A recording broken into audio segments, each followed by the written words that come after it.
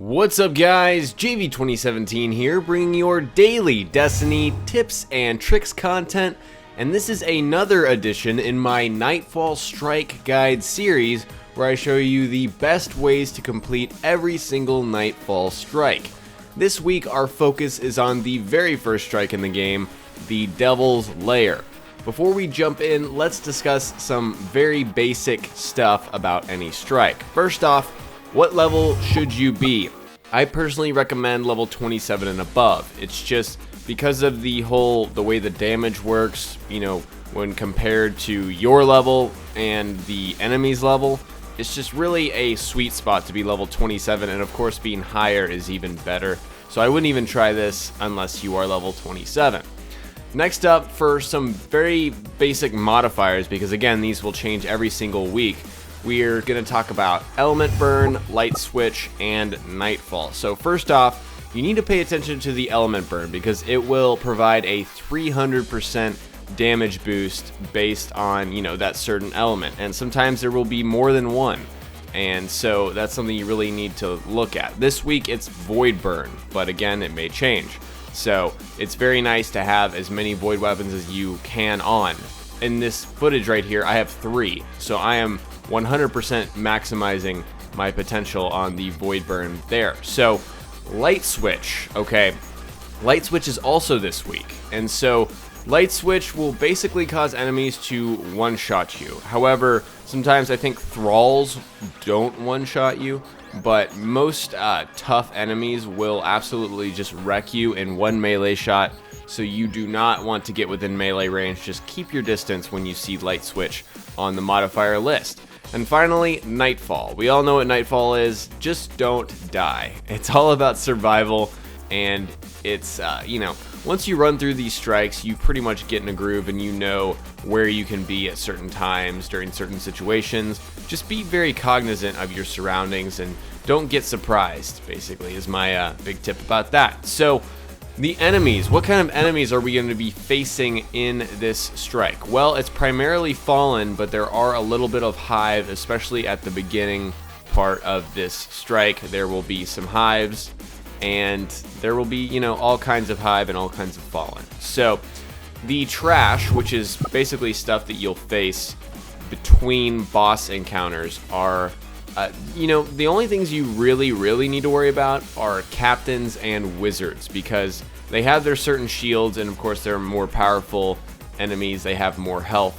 So captains always have arc shields on, so keep that in mind. You might want to throw an arc weapon into the mix if you have, you know, that kind of variety in order to get through the captains, but they can teleport and they can surprise you, so really try to watch out for those captains. And then wizards. Wizards are only going to be on this first mesh part that you guys are watching right now.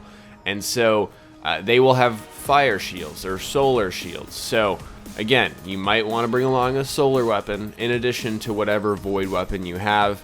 And, you know, just watch out, because there's a point where I think 3 of them spawn, maybe 2, but perhaps it's 3. And so that's pretty much the only trash you need to worry about in this, you know, little strike here. So, on to the encounters. So this first part, I'm going to count this as an encounter because it really is. It's kind of like a boss fight. And so, this is the mesh layers. I'm sure you guys are really familiar with this.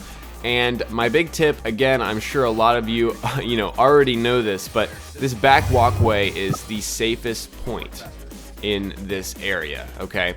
And so you can hide behind the dumpster to the left and kind of head glitch, because there will be some snipers in the back, but there are essentially 3 waves of enemies that come out, and they get more difficult as it progresses. And you'll start seeing, you know, some invisible or active camo vandals coming at you, and that's another point where you really just need to back up, take it slow, and just come back here, because as you saw right there, Light Switch, I just got owned just immediately by a Vandal.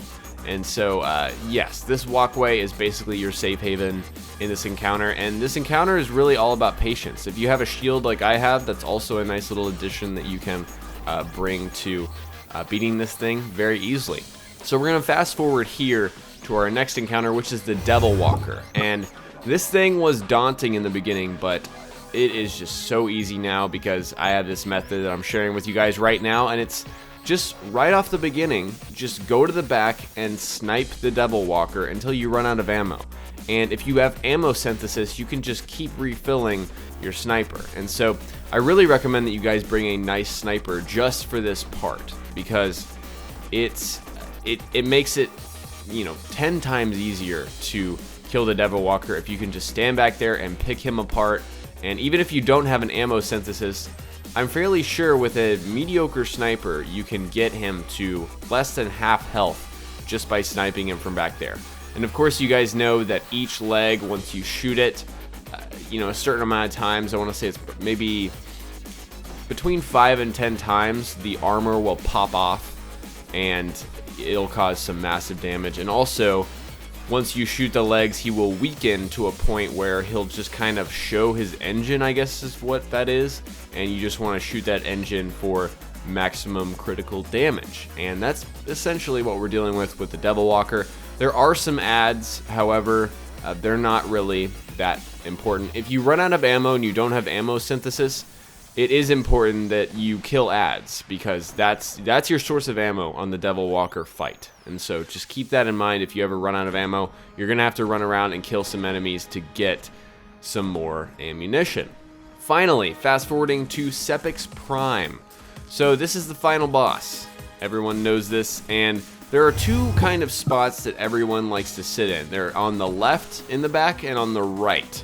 And so what you're seeing me right now do is sit on the right side behind these weird looking alien barrels. And so this is my favorite spot because it's flexible. I can move around, and as a defender I can pop out my shield and you know, just kind of head glitch, kind of work this boss. And really, I don't recommend shooting this guy unless you're shooting him in the eye. Now sometimes, of course, you're going to be doing this with a fire team, but sometimes you're not going to be seeing his eye. I would just switch to your primary weapon and just kind of get a little bit of damage in him, but at the same time you want to reserve your special ammo as your special weapon and your heavy ammo for when he's looking directly at you.